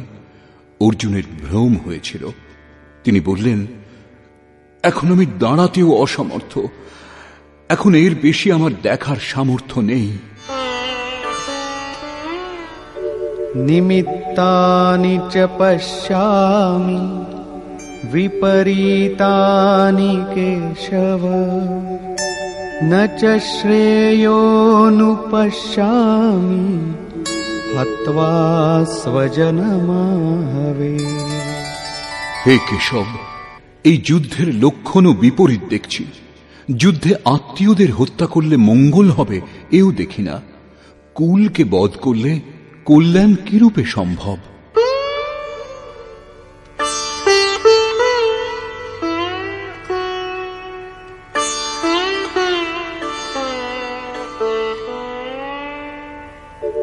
न काङ्क्षे विजयं कृष्ण न च राज्यं सुखानि च किन्नो राज्येन गोविन्द किं भोगैर्जीवितेन वा। সম্পূর্ণ পরিবার যুদ্ধে উপস্থিত হয়েছেন। এদের যুদ্ধে বধ করে বিজয়, সেই বিজয়ের দ্বারা প্রাপ্ত রাজ্য ও রাজ্য সুখ অর্জুন চান না। তিনি বললেন, হে কৃষ্ণ, আমি বিজয় চাই না, রাজ্য এবং সুখ ভোগ কামনা করি না। হে গোবিন্দ, আমাদের রাজ্যে কি প্রয়োজন, আর সুখ ভোগে বা জীবন ধারণেই বা কি প্রয়োজন? কেন?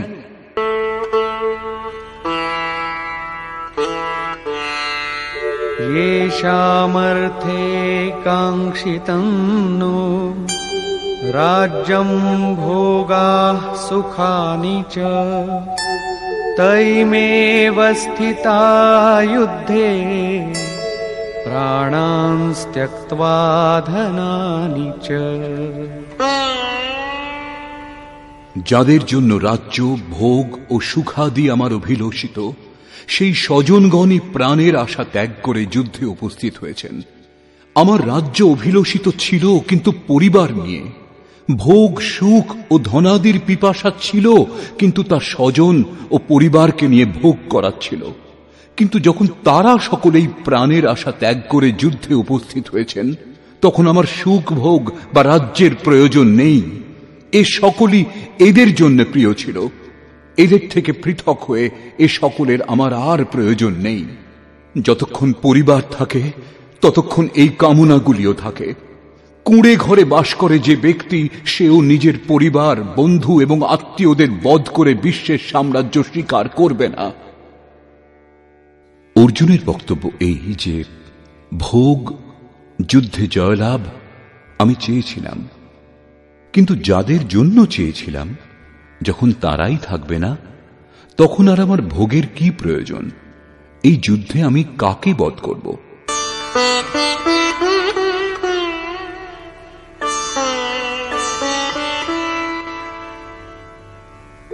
आचार्याः पितरः पुत्राः तथैव च पितामहाः मातुलाः श्वशुराः पौत्राः शालाः सम्बन्धिनस्तथा। এই যুদ্ধে আচার্যগণ, পিতৃব্যগণ, পুত্রগণ, পিতামহগণ, মাতুলগণ, শ্বশুরগণ, পৌত্রগণ, শ্যালকগণ এবং স্বজনগণই উপস্থিত হয়েছেন।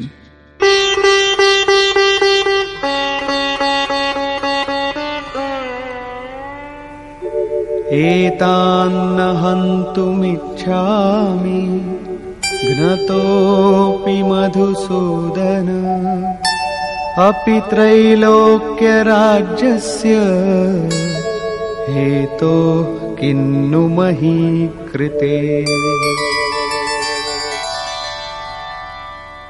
হে মধুসূদন, এরা আমাকে বধ করলেও ত্রৈলোক্য রাজ্যের জন্য আমি এদের বধ করতে চাই না। পৃথিবী মাত্র রাজ্যের জন্য কি কথা। 18 অক্ষৌহিনী সেনার মধ্যে অর্জুন কেবল নিজের পরিবারকেই দেখতে পেয়েছিলেন। এত অধিক স্বজন বাস্তবে কারা? বস্তুত অনুরাগী অর্জুন। সাধন ভজনের শুরুতে প্রত্যেক অনুরাগী সম্মুখে এই সমস্যাই দেখা দেয়। সকলেই চায় সাধন ভজন করে পরম সত্যকে লাভ করতে, কিন্তু জ্ঞানী সদ্গুরুর সংরক্ষণে অনুরাগী সাধক যখন ক্ষেত্রজ্ঞের সংঘর্ষ অনুভব করেন, তাকে কার কার সঙ্গে যুদ্ধ করতে হবে বুঝতে পারেন, তখনই হতাশ হয়ে পড়েন। তিনি চান তার পিতার পরিবার, শ্বশুরের পরিবার, মামার পরিবার, সুহৃদ, বন্ধু এবং গুরুজন সবাই সঙ্গে থাকুন, সকলেই সুখী থাকুন এবং এদের সকলকে সুস্থিত করে তিনি পরমাত্মস্বরূপ লাভও করে নেবেন। কিন্তু যখন জানতে পারেন আরাধনার পথে অগ্রসর হতে হলে পরিবার ত্যাগ করতে হবে, এই সম্বন্ধগুলির মোহ থেকে মুক্ত হতে হবে, তখনই তিনি অধীর হয়ে ওঠেন। পূজ্য মহারাজজি বলতেন, মৃত্যু হওয়া এবং সাধু হওয়া একই ব্যাপার। সাধুর জন্য এই পৃথিবীতে কেউ জীবিত থাকলেও গৃহ সম্বন্ধীয় কেউই থাকবে না। যদি থাকে তাহলে সম্বন্ধ বিদ্যমান, মোহ শেষ হয়েছে কোথায়? পূর্ণ ত্যাগ অর্থাৎ সম্বন্ধের অস্তিত্ব বিলীন হবার পরেই সাধক জয়লাভ করেন। এই সম্বন্ধগুলির প্রসারই জগৎ, অন্যথা জগতে আমার বলে কি আছে? তুলসীদাস কহ চিদ বিলাস জগ বুঝত বুঝত বুঝে, অর্থাৎ মনের প্রসারই এই জগৎ। যোগেশ্বর শ্রীকৃষ্ণ মনের প্রসারকেই জগৎ বলে সম্বোধন করেছেন। যিনি এর প্রভাব রোধ করতে সক্ষম হয়েছেন, তিনি চরাচর বিশ্ব জয় করেছেন। ইহৈব তৈর্জিতঃ সর্গো এষাম সাম্যে স্থিতম মনঃ। এমন কথা নয় যে কেবল অর্জুনই অধীর ছিলেন। সকলের হৃদয়েই অনুরাগ আছে। প্রত্যেক অনুরাগী ব্যাকুল হন। আত্মীয় স্বজনের স্মৃতি তাকে ব্যাকুল করে। সাধনার আরম্ভে প্রত্যেক সাধক চিন্তা করেন যে ভজন করে কিছু লাভ হলে এদের সঙ্গে তা ভোগ করা যাবে, সকলেই সুখী হবে। কিন্তু যখন এরা সঙ্গে থাকবে না, তখন সুখের আর কি প্রয়োজন? অর্জুনের দৃষ্টি রাজ্য সুখ পর্যন্তই সীমাবদ্ধ ছিল। তিনি ত্রিলোকের সাম্রাজ্যকেই সুখের পরাকাষ্ঠা ভেবেছিলেন। এর বেশি কোনো সত্য আছে একথা অর্জুন এখনো জানেন না।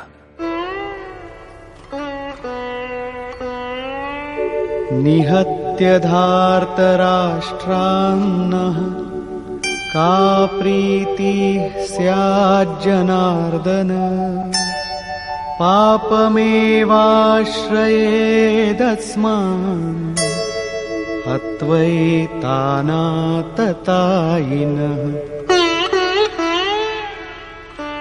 হে জনার্দন, ধৃতরাষ্ট্রের পুত্রগণকে বধ করলে আমাদের কি সুখ হবে?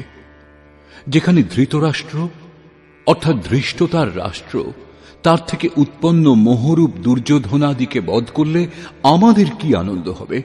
এই সকল আততায়ীকে হত্যা করলে আমাদের পাপই আশ্রয় করবে। জীবন যাপনের তুচ্ছ লাভের জন্য যে অনীতির সাহায্য নেয় তাকে আততায়ী বলে, কিন্তু যে আত্মোন্নতির পথে অবরোধ সৃষ্টি করে সে আরো বড় আততায়ী। আত্মদর্শনে বাধক কাম, ক্রোধ, লোভ, মোহ এইসবই আততায়ী।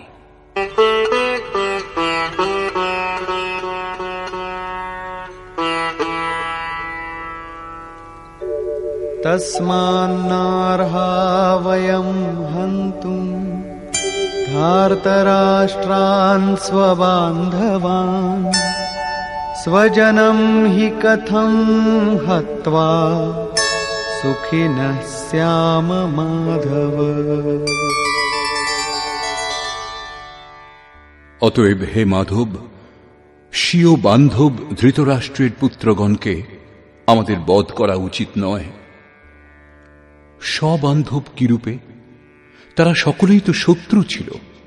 বস্তুত শরীরের আত্মীয়তা অজ্ঞানজনিত।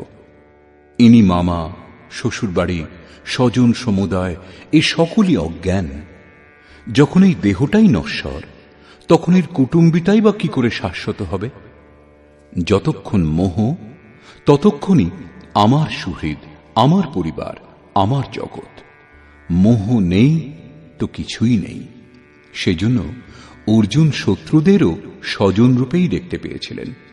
তিনি বলছেন যে নিজ কুটুম্বকে বধ করে আমরা কিরূপে সুখী হব? যদি অজ্ঞান ও মোহ না থাকে তবে কুটুম্বেরও কোনো অস্তিত্ব নেই। এই অজ্ঞানই আবার জ্ঞানেরও প্রেরক। ভর্তৃহরি, তুলসীদাস এমন অনেক মহাপুরুষ বৈরাগ্যের প্রেরণা তাদের স্ত্রীর কাছ থেকে পেয়েছিলেন। কেউ বা বিমাতার ব্যবহারে ব্যথা পেয়ে বৈরাগ্যের পথে এগিয়ে গেছেন, এও দেখা গেছে।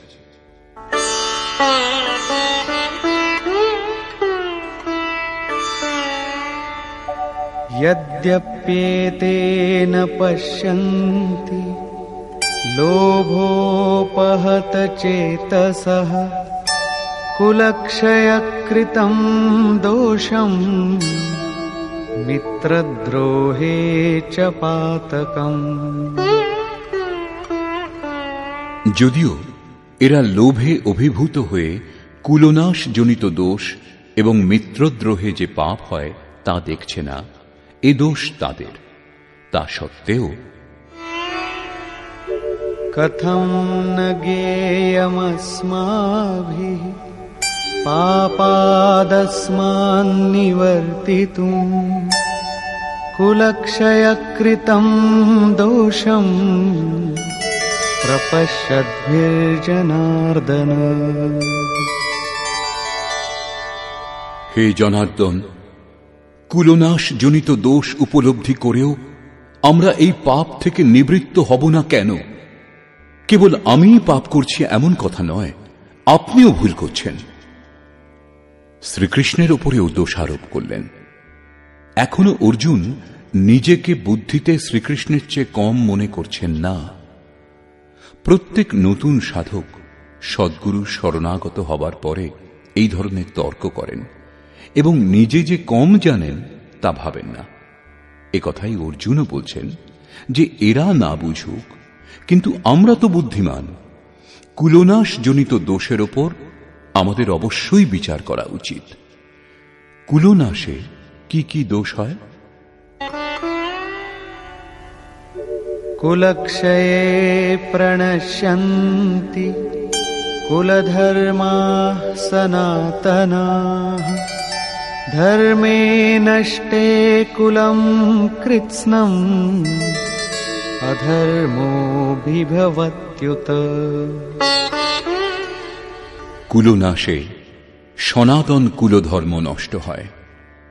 অর্জুন কুলধর্ম, কুলাচারকেই সনাতন ধর্ম বলে মনে করেছিলেন।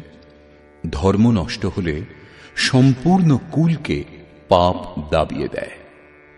অধর্মাভিভবাৎ কৃষ্ণ प्रदुष्यन्ति कुलस्त्रियः स्त्रीषु दुष्टासु वार्ष्णेय जायते वर्णसंकरः। हे কৃষ্ণ, পাপের বৃদ্ধি হলে কুলস্ত্রীগণ কলুষিত হয়। হে বার্ষ্ণেয়, স্ত্রীগণ কলুষিত হলে বর্ণ সংকর উৎপন্ন হয়। অর্জুনের দৃষ্টিকোণে কুলস্ত্রীগণ কলুষিত হলে বর্ণ সংকর দেখা দেয়, কিন্তু শ্রীকৃষ্ণ এই সিদ্ধান্তের খণ্ডন করে আরো বলছেন, আমি অথবা স্বরূপ স্থিত মহাপুরুষ যদি আরাধনা ক্রমে ভ্রম উৎপন্ন করেন তাহলে বর্ণ সংকর দেখা দেয়। বর্ণ সংকরের দোষের ওপর অর্জুন আলোকপাত করছেন।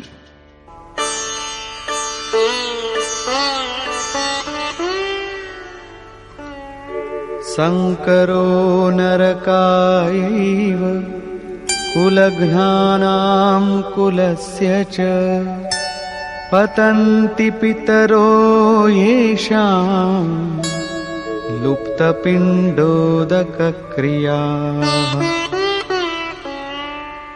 বর্ণ সংকর হলে কুলনাশকগণ এবং কুল নরকে পতিত হয়। যাদের পিণ্ডক্রিয়া লুপ্ত হয়েছে তাদের পিতৃপুরুষগণ পতিত হন, বর্তমান নষ্ট হয়, পিতৃপুরুষগণ স্খলিত হন এবং উত্তর পুরুষদেরও পতন হবে। শুধু তাই নয়, दोषैरेतैः कुलघ्नानां वर्णसंकरकारकैः उत्साद्यन्ते जातिधर्माः कुलधर्माश्च शाश्वताः। এই সকল বর্ণ সংকর কারক দোষের দ্বারা কুল এবং কুলঘাতকগণের সনাতন কুলধর্ম এবং জাতি ধর্ম নষ্ট হয়। অর্জুন মনে করতেন কুলধর্ম সনাতন, কুলধর্মই শাশ্বত, কিন্তু শ্রীকৃষ্ণ একথা খণ্ডন করে বললেন, আত্মাই সনাতন শাশ্বত ধর্ম। বাস্তবিক সনাতন ধর্মকে জানার আগে মানুষ ধর্মের নামে কোনো না কোনো চিরাগত কুরীতি মেনে চলে। তেমনি অর্জুনও যা জানতেন শ্রীকৃষ্ণের অনুসারে তা কুপ্রথা। उत्सन्नकुलधर्माणां मनुष्याणां जनार्दन नरके नियतं वासो भवतीत्यनुशुश्रुमा। হে জনার্দন, যাদের কুলধর্ম নষ্ট হয়েছে তাদের অনন্তকাল নরকে বাস করতে হয়, এইরূপ আমি শুনেছি। কেবল কুলধর্মই নষ্ট হয় না, পরন্তু শাশ্বত সনাতন ধর্মও নষ্ট হয়ে যায়। যাদের ধর্ম নষ্ট হয় তাদের অনন্তকাল পর্যন্ত নরকে বাস করতে হয়, এটা আমি শুনেছি, দেখিনি, কেবল শুনেছি। अहो बत महत्पापं कर्तुं व्यवसिता वयं यद्राज्यसुखलोभेन हन्तुं स्वजनमुद्यताः। দুঃখের বিষয় যে আমরা বুদ্ধিমান হয়েও মহা পাপ করতে প্রবৃত্ত হয়েছি। রাজ্য সুখের লোভে নিজ কুলকে হত্যা করতে উদ্যত হয়েছি। এখনো পর্যন্ত অর্জুন নিজেকে কম জ্ঞাতা বলে মনে করছেন না।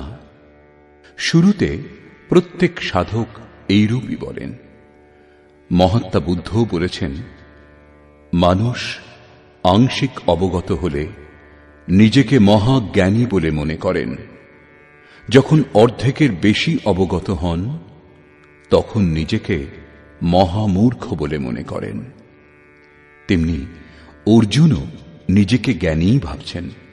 তিনি শ্রীকৃষ্ণকেই বোঝাচ্ছেন যে এই পাপ থেকে পরম কল্যাণ হবে এমন কথাও নয়, কেবল রাজ্য সুখের লোভে পড়ে আমরা কুলনাশ করতে উদ্যত হয়েছি, খুব ভুল করছি।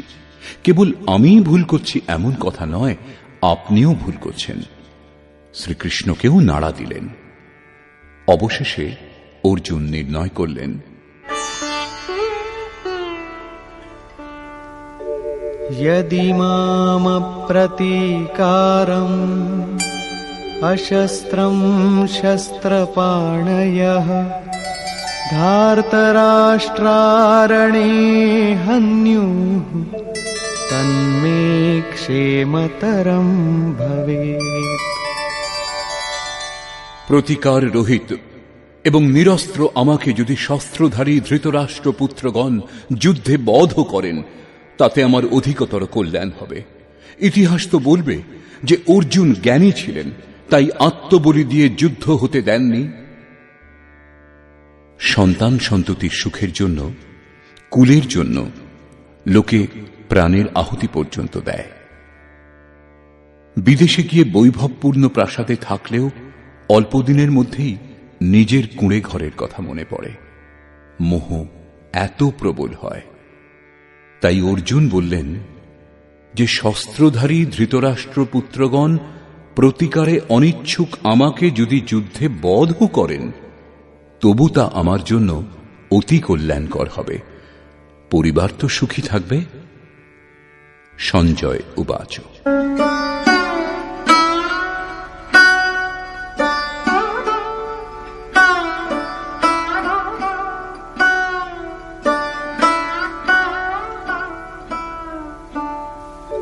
एवमुक्त्वार्जुनः सङ्ख्ये रथोपस्थ उपाविशत् विसृज्य सशरं चापम् शोकसंविघ्नमानसः। সঞ্জয় বললেন, রণভূমিতে শোকসন্তপ্ত অর্জুন এইরূপ বলে ধনুর্বাণ ত্যাগ করে রথের পশ্চাৎ ভাগে বসে পড়লেন, অর্থাৎ ক্ষেত্রজ্ঞের সংঘর্ষ থেকে সরে দাঁড়ালেন। নিষ্কর্ষ। গীতা শাস্ত্রে ক্ষেত্রজ্ঞের যুদ্ধের বর্ণনা করা হয়েছে। ঈশ্বরীয় বিভূতি সম্পন্ন ভগবৎ স্বরূপের সম্যক দর্শন করবার গায়ন হল এই গীতা শাস্ত্র। যে ক্ষেত্রে এই গায়ন সম্পাদন করা হয়, সেই যুদ্ধক্ষেত্র এই শরীর, যার অন্তরালে দুটি প্রবৃত্তি বিরাজমান, ধর্মক্ষেত্র এবং কুরুক্ষেত্র। যুদ্ধে প্রবৃত্ত সেনাসমূহের স্বরূপ এবং তাদের শক্তির আধার বর্ণিত হয়েছে। শঙ্খধ্বনির মাধ্যমে এদের পরাক্রম নির্ধারিত করা হয়েছে। তদনন্তর যে সেনার সঙ্গে যুদ্ধ করাচ্ছিল তাদের নিরীক্ষণ করা হল। এদের গণনা 18 অক্ষৌহিনী, অর্থাৎ প্রায় 6.5 আরব বলা হয়, কিন্তু এরা অনন্ত। এই প্রকৃতির দৃষ্টিকোণ দুটি, একটি ইষ্টন্মুখী প্রবৃত্তি, দৈবী সম্পদ, দ্বিতীয়টি বহির্মুখী প্রবৃত্তি, আসুরী সম্পদ।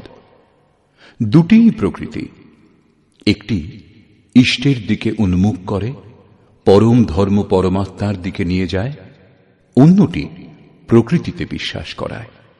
প্রথমে দৈবী সম্পদের বৃদ্ধি করে আসুরী প্রবৃত্তিগুলিকে নিঃশেষ করা হয়। তারপর শাশ্বত সনাতন পরব্রহ্মের দিকদর্শন এবং তাঁতে স্থিতি লাভের পর দৈবী প্রবৃত্তিগুলির প্রয়োজনীয়তাও ফুরিয়ে যায় এবং যুদ্ধের পরিণাম দৃষ্টিগোচর হয়।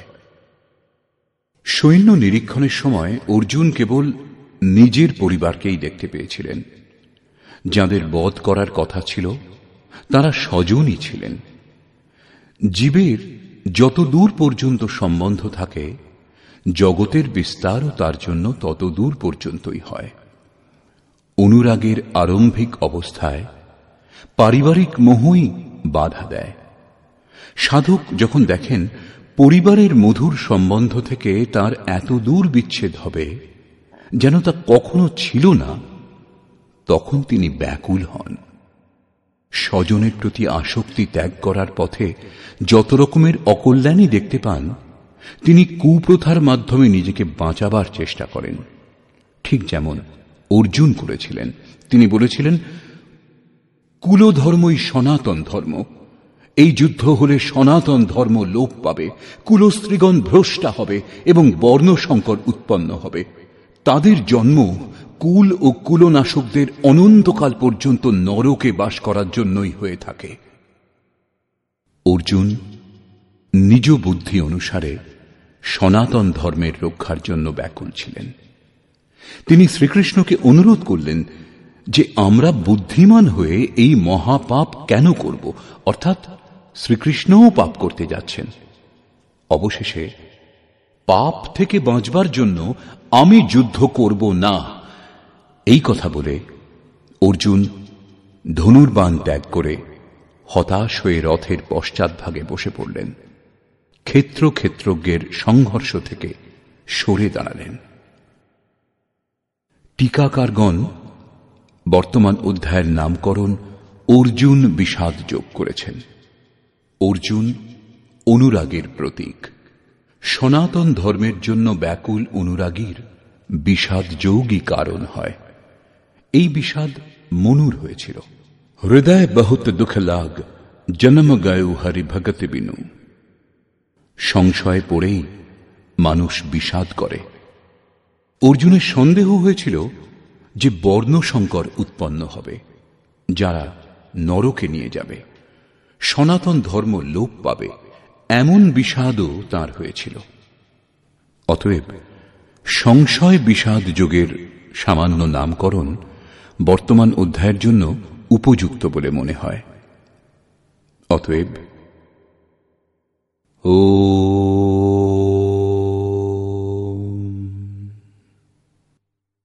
এই প্রকার শ্রীমদ্ ভগবৎ গীতারূপী উপনিষদ এবং ব্রহ্মবিদ্যা তথা যোগশাস্ত্র বিষয়ক শ্রীকৃষ্ণ এবং অর্জুনের সংবাদে সংশয় বিষাদ যোগ নামক প্রথম অধ্যায় পূর্ণ হল। এই প্রকার শ্রীমৎ পরমহংস পরমানন্দজির শিষ্য স্বামী অর্গড়ানন্দকৃত শ্রীমদ্ ভগবৎ গীতার ভাষ্য যথার্থ গীতাতে সংশয় বিষাদ যোগ নামক প্রথম অধ্যায় সমাপ্ত হল। হরি ওম তৎসৎ।